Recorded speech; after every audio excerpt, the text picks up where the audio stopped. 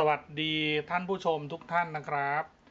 สวัสดีนะครับเพื่อนๆที่สนใจที่จะประกอบเครื่อง CNC ด้วยตัวเองนะครับแล้วก็เรียนรู้การใช้งานเครื่อง CNC นะครับสำหรับ CNC Day 2นะครับเราจะมาวาดลายเส้นกันนะฮะโดยใช้เครื่อง CNC ของเราวาดลายเส้นนะครับจากคลิปที่1นะครับ Day 1เนี่ยจะเป็นวาดตัวอักษรนะครับสร้างตัวอักษรแล้วจะวาดด้วยเครื่องยังไงนะฮะ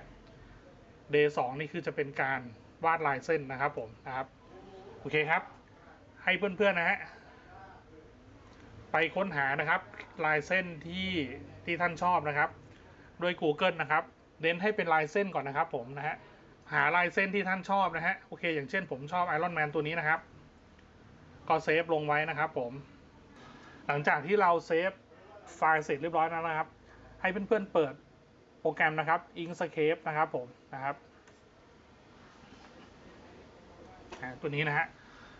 วิธีการดาวน์โหลดก็ไม่ยากครับไม่ยากนะฮะพิมพ์คำว่านะครับ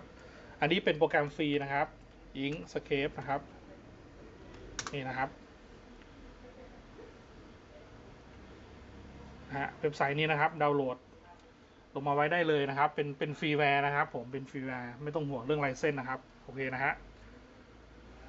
เปิด Inkscape ขึ้นมานะครับทีนี้เราก็ไป Open File นะครับ Open File ที่เราดาวน์โหลดมาไว้นะครับนี่นะครับได้มาแล้วนะครับกด Open นะครับกดโอเคไปโอเค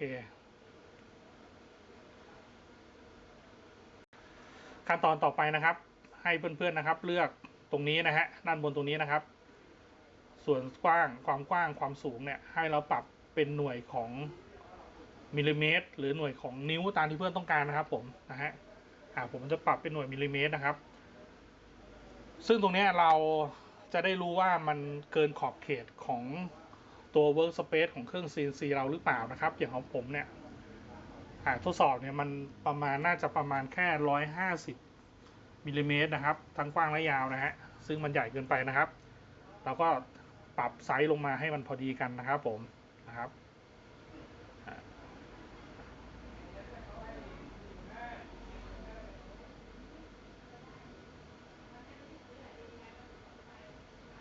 ปรับไซส์นะครับ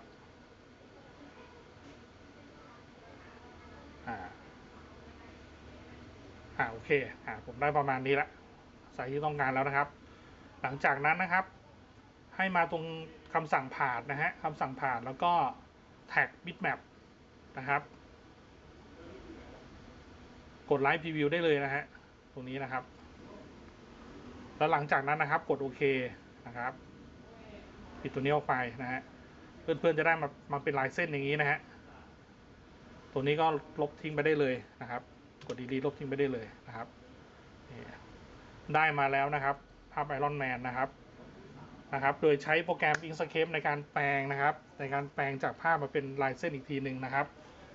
และปรับขนาดนะครับ Y กับ High นะฮะส่วนความสูงความกว้างของรูปภาพเนี่ยให้มันพอดีกับไซส์ที่เราต้องการนะครับผมหลังจากนั้นนะครับมาที่โปรแกรมไฟล์ครับแล้วก็ Save As นะฮะกด Save As ให้เราเซฟเป็น .svg นะครับผมนะครับ svg นะครับกดเซฟโอเคนะครับหลังจากนั้นนะครับให้มา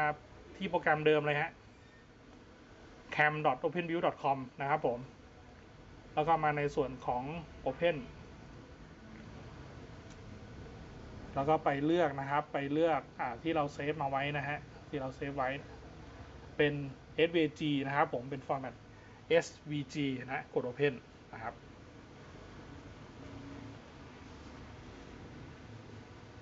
โอเคได้มาแล้วนี่นะฮะได้มาแล้วนะครับเพื่อนๆก็ทำเหมือนเดิมนะครับผมทำเหมือนเดิมนะครับถ้าตรงนี้ถ้ายังคลิกไม่ได้นะครับตรงทูลผ่านตรงนี้นะครับให้ทำการเลือกภาพก่อนนะฮะโดยการเลือกทั้งหมดนะครับโอเคนะครับผมกดตรงปุ่ม add ได้เลยครับ create new operation นะฮะ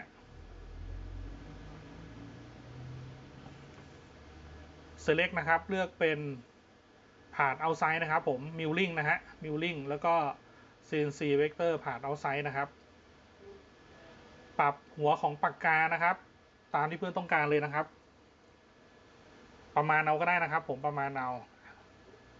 เซฟไฮไม่ต้องเปลี่ยนนะครับเหมือนเดิมครับคัตดีฟเพอร์พาร์ตเป็น1มิลนะครับคัตดีฟไฟนอลก็เป็น1มิลนะครับผมกดแอปพลายนะครับโอเคได้มาแล้วนะฮะได้มาแล้วนะครับผ่านเรานะครับแล้วต่อไปนะครับกด generate G code โอเคได้มาแล้วนะครับผมนี่นะฮะกด simulate ดูนะครับเพื่อดูการทำงานนะครับ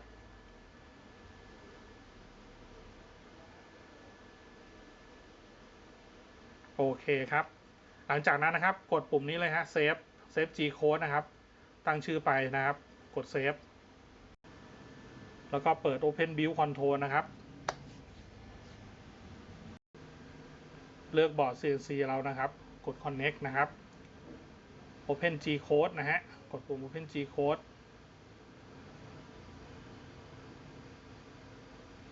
กด open ได้เลยนะครับเลือกไฟล์ที่เราไปเป็น G code แล้วนะครับนี่นะครับผมมาเรียบร้อยแล้วนะครับขั้นตอนต่อไปนะครับทำการปรับนะครับแกน x นะครับแกน x แกน y นะฮะแกน x แกน y แกน z นะครับผม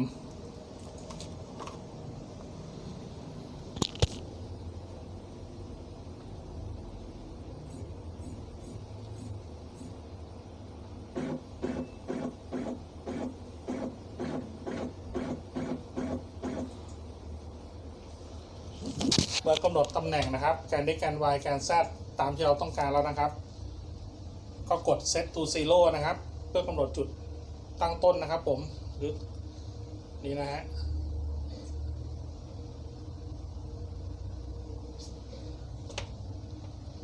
และทำการกดปุ่มเช็คไซส์นะครับเช็คไซส์เพื่อกำหนดขอบเขตนะครับ